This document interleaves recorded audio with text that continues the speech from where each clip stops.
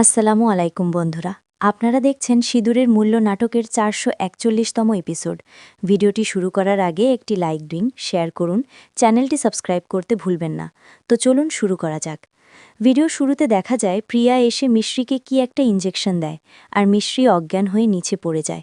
এটা দেখে সবাই ছুটে আসে মিশ্রির কাছে। ডক্টর এসে বলে নাচ করার সময় মিশ্রির লেগেছে, ওই জন্য ব্যথা করেছে। আমি ওষুধ দিয়েছি, ঠিক হয়ে যাবে, ওকে একটু বেশি দেখে রাখবেন। অর্জুনের মা বলে ঠিক আছে ডক্টর, আমরা ওকে এখন থেকে আরও বেশি দেখে রাখব। ডক্টর বলে এমার্জেন্সির জন্য আমি হসপিটাল থেকে একজন নার্স দেখেছি, এক্ষুনি চলে আসবে নার্স। অন্যদিকে দেখা যায় নার্স যখন আসে তখন প্রিয়া তাকে মেরে ফেলে আর নিজের নার্সের পোশাক পরে নেয়। মিষ্টি নিজের বাচ্চাকে বলে এরকম ছোট ছোট জিনিসের ভয় পাস মা ছোটু, তোর সঙ্গে তোর পরিবারের সবাই আছে, তোর মা সব সময় তোর খেয়াল রাখবে, কোনো বিপদ আসতে দেবে না।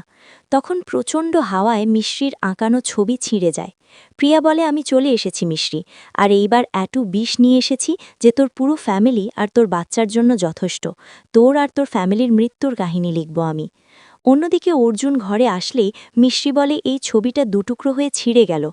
অর্জুন বলে তুমি এত ভয় পাচ্ছ কেন? মিশ্রি বলে নিশ্চয়ই কোনো বিপদ আসছে। এদিকে অর্জুন আঠা লাগিয়ে ছবিটা আবার জোড়া লাগিয়ে দেয়। অর্জুন বলে মুখে হাসি রাখা তো তুমি শিখিয়েছ, আর এখন নিজে ভুলে যাচ্ছ। কি হয়েছে, তুমি এত ভয় পাচ্ছ কেন মিশ্রি? মিশ্রি বলে প্রিয়া সবসময় আমার খুশির ওপর খারাপ নজর দেওয়ার চেষ্টা করেছে, এখন তো ছোটও আসছে, আমার ভয় হচ্ছে। অর্জুন বলে প্রিয়া জেলে আছে, আর ওর ওপর এত কেস আছে যে ও চাইলেও বেরোতে পারবে না, ও এখন আমাদের কিছু করতে পারবে না। এদিকে নার্সের ড্রেস পরে প্রিয়া বাড়িতে ঢোকে। অর্জুনের মা বলে আসুন, আমরা আপনারই অপেক্ষা করছিলাম। দাদি বলে আমার নাতনির ডেলিভারি যে কোনো সময় হতে পারে, ওর ভালোভাবে খেয়াল রাখবেন। বড় দাদি বলে চলুন আমি ওর ঘর দেখিয়ে দিচ্ছি, কোনো জিনিসের প্রয়োজন হলে আমাকে বলবে। প্রিয়া মনে মনে বলে তোমাদের সব পয়সা সম্পত্তি খুশি ওটা তো আমি নিজেই নিয়ে নেব। যখন চলে যাবে প্রিয়া, আসমিন এসে তাকে আটকায়। প্রিয়া মনে মনে বলে ও আমাকে চিনতে পারিনি তো। আসমিন বলেন আমি আপনার আইডি দেখতে পারি, আইডি কার্ড দেখান প্লিজ। তারপর প্রিয়া বলে নকল আইডি কার্ড দেখায়। বড়দাদি প্রিয়াকে মিষ্টির ঘর দেখিয়ে দেয়। এদিকে অর্জুনের ফোনে ফোন আসে, বলেন অনামিকা জেল থেকে পালিয়েছে। মিষ্টি বলে কি হলো, কার ফোন ছিল, তুমি এভাবে চমকে গেলে কেন? অর্জুন মনে মনে বলে যদি বলে দিই তাহলে চিন্তাতে তোমার শরীর আরও খারাপ করবে। তারপর মিশ্রিকে বলে চিন্তার কোনো কারণ নেই, আমি এক্ষুনি আসছি। অর্জুন বাইরে এসে প্রিয়াকে দেখে বলে নার্স, এটা মিশ্রির ঘর, আর আমি ওর স্বামী, আমি না আসা পর্যন্ত ওর ভালোভাবে খেয়াল রাখবেন। প্রিয়া মনে মনে বলে তোর আসা পর্যন্ত মিশ্রির মৃত্যুর কাহিনী লিখব আমি। দাদি বলেন অর্জুন কি হয়েছে, তুই আমাদের সবাইকে এখানে দেখেছিস কেন? অর্জুন বলে অনামিকা জেল থেকে পালিয়েছে। বড় দাদি বলে তুই কি বলছিস? আসমিন বলে তার মানে ও নিজের পাপের প্রায়শ্চিত্ত করবে না? ফুপা বলে অর্জুন ও অনেক বড় চালাক। অর্জুন বলে জেল থেকে বেরিয়ে ও সবার প্রথমে এ বাড়িতে এসে মিষ্টির উপর বদলা নেবে। এদিকে মিষ্টির ঘরে প্রিয়া ঢোকে। প্রিয়া বলে ডক্টর বলেছে আপনাকে ওষুধ দিতে। মিষ্টি বলে এসে কাজ শুরু করেছেন, আমি জানি আপনি আমার খুব ভালোভাবে খেয়াল রাখবেন, এই ওষুধ আপনি ওই টেবিলে রাখুন। তারপর প্রিয়া ওষুধ জায়গা মতো রেখে দেয়, আর মনে মনে বলে গুলি মেরে মারার লোক অন্য রকম হয়, আমি তোকে গলি খাইয়ে মারব মিশ্রি। বুয়া বলে অনামিকা আঘাত পাওয়া বাঘের মতো হয়ে গেছে, যে বারবার আঘাত পাওয়ার পর আরও ভয়ানক হয়ে ওঠে। আমার ভয় হচ্ছে ও মিশ্রির জীবন নিয়ে ছাড়বে।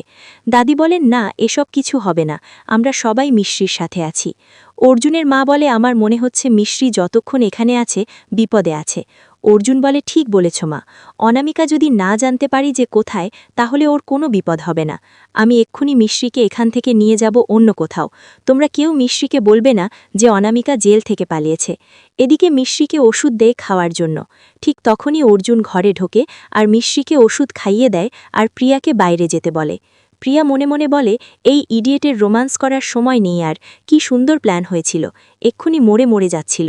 অর্জুন মিশ্রিকে বলে বাচ্চা চলে আসলে আমরা আর সময় পাব না, তাহলে আমি ভাবছিলাম কিছুদিনের জন্য আমরা কোথাও ঘুরে আসি। মিশ্রি বলে এটা বলার জন্য তুমি দৌড়ে চলে আসলে, আমি এই অবস্থায় কি করে যাব?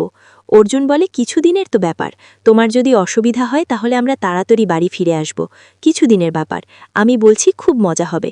মিশ্রি বলে ঠিক আছে অর্জুন। প্রিয়া মনে মনে বলে, আমি তোকে কোথাও যেতে দেব না মিশ্রি।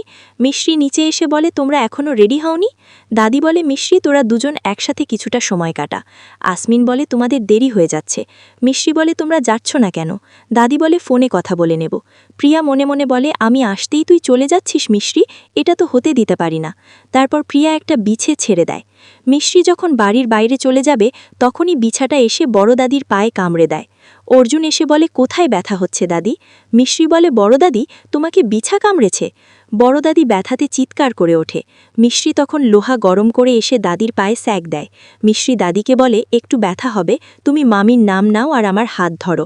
বড় দাদি তখন খুব চিৎকার করে ওঠে। মিশ্রি বলে, ঠিক হয়ে গেছে। তারপর বড় দাদি বলে, আমি এখন ঠিক আছি, তোরা যা। মিশ্রি বলে, না বড় দাদি, যতদিন না তুমি পুরো ঠিক হয়ে যাচ্ছ আমরা কোথাও যাব না। বড় দাদি বলে, আমি ঠিক আছি, বাড়ির সবাই তোমার সাথে আছে। অর্জুনের মা বলে, আমি খেয়াল রাখব মাসির। মিশ্রি বলে, আমি বলে দিয়েছি বড় দাদি। প্রিয়া মনে মনে বলে, সবার ভালো করিস না, এটার জন্যই তুই নড়বি। অর্জুন এসে সবাইকে বলে, মিশ্রিকে এ বাড়ি থেকে বের করা অসম্ভব। আসমিনী বলে, ভাবিকে আমি বোঝানোর চেষ্টা করব। দাদি বলে, না আসমিন, এই পরিবার ওর জীবন, ও রাজি হবে না। আসমিন বলে, দাদিমা, এরকম তো হতে পারে যে পুলিশ ওকে আবার গ্রেপ্তার করেছে। অর্জুন বলে, পুলিশ আর সব সোর্সের খবর দিয়ে দিয়েছি, কেউ অনামিকার খোঁজ জানে না। অর্জুন মিশ্রিকে বলে, বড় দাদির জন্য ডাক্তার ডেকেছিলাম, উনি আসেনি। মিশ্রি ওষুধ নিয়ে এসে বড় দাদিকে দেয়। অর্জুন সবাইকে বলে, সন্ধ্যা 6টার পর কেউ বাইরে যাবে না। অর্জুন নার্সকে বলে, আপনি এই বাড়িতে 4টের পর এসেছিলেন, তাই না? আপনি প্লিজ নিজের মাস্ক খুলে কথা বলুন। অর্জুন যখন প্রিয়ার মুখে মাস্ক খুলতে যাবে তখন ডক্টর আসে আর বলে, এর আগে 2 দিন মাস্ক পরে থাকতে বলা হয়েছে আপনাদের সবার সেফটির জন্য। প্রিয়া মনে মনে বলে, ডক্টর, আজকে থেকে তুমি আমার বেস্ট ফ্রেন্ড, না জেনে তুমি আমার সাহায্য করেছ। পুলিশ ফোন করলে অর্জুন বলে, অনামিকার ব্যাপারে কোনো খোঁজখবর পাওয়া গেল? পুলিশ বলে, না, উনি খুব চালাক, তালা ভাঙেনি, তালা খুলে বেরিয়েছে জেল থেকে। ও তালা চাবি দিয়ে নয়, কিছু ধার জিনিস দিয়ে খুলেছে। অর্জুন বলে, এমন কি জিনিস যেখানে ধারও আছে আবার চাবিও আছে?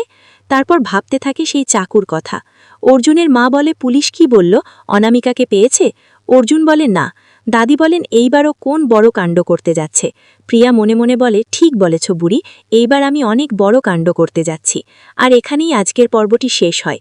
ভিডিওটি ভালো লাগলে একটি লাইক এবং শেয়ার দিন, আর চ্যানেলটি সাবস্ক্রাইব করতে ভুলবেন না। পরবর্তী পর্ব দেখার জন্য আমাদের সাথেই থাকুন। ধন্যবাদ।